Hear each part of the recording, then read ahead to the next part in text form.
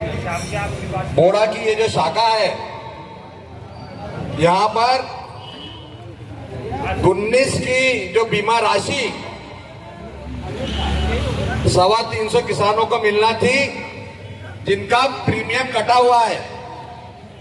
इनका कहना है कि ओवरड्यू है, पर प्रीमियम कट गया, अगर इंश्योरेंस कंपनी में पैसा पहुंच गया तो वो किसान इंश्योरेंस का हकदार है।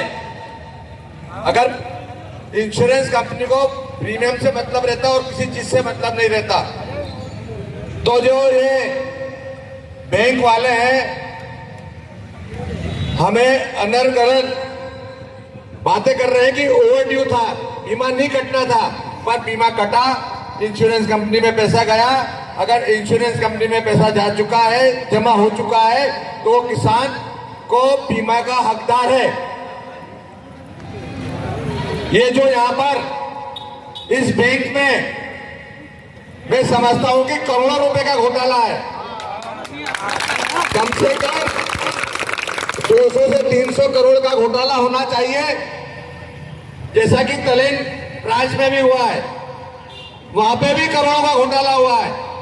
तो जितने भी जिला सरकारी बैंकें हैं, अगर मैनेजर साहब मेरी बात आवाज आपको आ रही है तो सुन लीजिए कि ये लड़ाई जब तक आपके ऊपर एफआईआर, ये ब्रांचों का जो घोटाला चल रहा है, ये किसानों का जो पैसा आप उपयोग कर रहे हो, ये सरासर गलत है और आपको जेल की सलाखों के पीछे रहना पड़ेगा। किसान अपने हक का पैसा मांग रहा है, कोई आपसे उधार नहीं मांग रहा है, उसका हक है और हक के लिए हर व्यक्ति को लड़ने का अधिकार है। मैं आपसे यही अनुरोध करना चाहूंगा आज कि आप जल्द से जल्द किसानों का पैसा दीजिए। अभी आप कह रहे थे, मैं इनसे बात करके आया अभी अंदर, जो इनका हेड है, राजगढ़ में बैठता है, क्या नाम है? सरोटिया जी। सरोटिया जी क्या क्या बोला, मैंने जांच कराई है और जांच में 9 लोग पात्र मिले। अरे भैया, इतनी लेट जांच को कराई जब किसान उग्र हो रहा है? अभी तक 1 साल तक आपने जांच को नहीं कराई। जब आंदोलन कर रहे हैं, धरने पे बैठ रहे हैं, तो आप जांच करा रहे हो। ये तो एक ही ब्रांच है। मैं समझता हूं कि राजगढ़ जिले की समस्त ब्रांचों में यह घोटाला होगा और यह घोटाला अरबों खरबों रुपए में घोटाला है। इन सब लोगों को जब तक जेल नहीं जाएंगे, जब तक ये ठीक होने वाले नहीं है। इनको ठीक करने के लिए हम सबसे पहले तो थाने पे आवेदन देंगे, क्योंकि प्रशासन इनका है, शासन इनका है। अगर इन लोगों ने थाने पे हमारी रिपोर्ट नहीं लिखी तो हम डायरेक्ट कोर्ट में जाकर कोर्ट से आवेदन देकर इनके खिलाफ एफआईआर करेंगे। क्योंकि अगर मेरे खाते में अगर पैसा आ गया तो मेरी अनुमति के बगैर वो पैसा ट्रांसफर नहीं होना चाहिए किसी के भी खाते में। ऐसा इस ब्रांच में हुआ है, खाते में पैसा आया फिर वापस निकल गया कि ओवरड्यू था। ऐसा कहीं नहीं होता है। आरबीआई का कोई रूल नहीं कहता कि ब्रांच मैनेजर को अधिकार है पैसा निकालने का। उसकी सहमति से, उसकी सिग्नेचर से ही पैसा निकलेगा। तो ये धांधली है, ये चोरी है, ये भ्रष्टाचार है और हम इसके खिलाफ लड़ाई लड़ेंगे। शिवराज सिंह जी, आप बहुत किसानों की हित की बात करते हो, बोले किसान मेरे माई बाप हैं। आप सो क्यों रहे हो? उठो जाके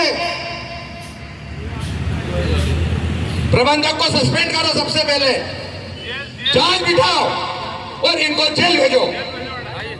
जब तक आप बिठाओगे तो हमको नहीं लगेगा कि आप किसानों की हित की बात करते हो। ये है ना, फर्जी फोकट बात मत करो, दिखावे की बात मत करो, झूठ मत बोलो, और जो सत्य है सत्य का साथ दो शिवराज सिंह जी, नहीं तो ये किसान आपको धूल चढ़ा देगा आने वाले चुनाव में। कब तक आप झूठ बोलोगे? कब तक इन किसानों से छलवाव करोगे? अगर मीडिया के माध्यम से मेरी बात आप तक पहुंच रही है तो कल ही जांच बिठाइए, एक उच्च स्तरीय जांच बिठाइए, ताकि इनको पैसा अभी तक क्यों नहीं मिला, इनका हक का पैसा क्यों नहीं मिला, कोई आपसे भीख नहीं मांग रहे। हमने हमारा जेब का पैसे कटवा के प्रीमियम भरा है, अगर हमारा प्रीमियम कटा है तो हमको इंश्योरेंस का पैसे का हकदार है। वो कंपनी क्यों नहीं रिलीज कर रही, भोपाल वाली इंश्योरेंस कंपनी? करोड़ों रुपए लोगों को दबा के बैठे हैं। तो हम किसानों की लड़ाई आखिरी तक लड़ेंगे, और जब तक इन्हें न्याय नहीं मिलेगा हम लड़ते रहेंगे।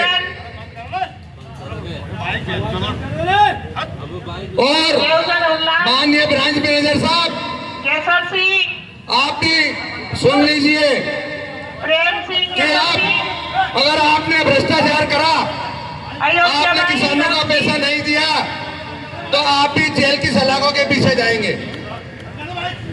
जिला महाप्रबंधक महोदय, आपके आंखों के नीचे सारी ब्रांचों में भ्रष्टाचार हो रहा है, तो कहीं ना कहीं हिस्सा आपके पास भी जा रहा होगा।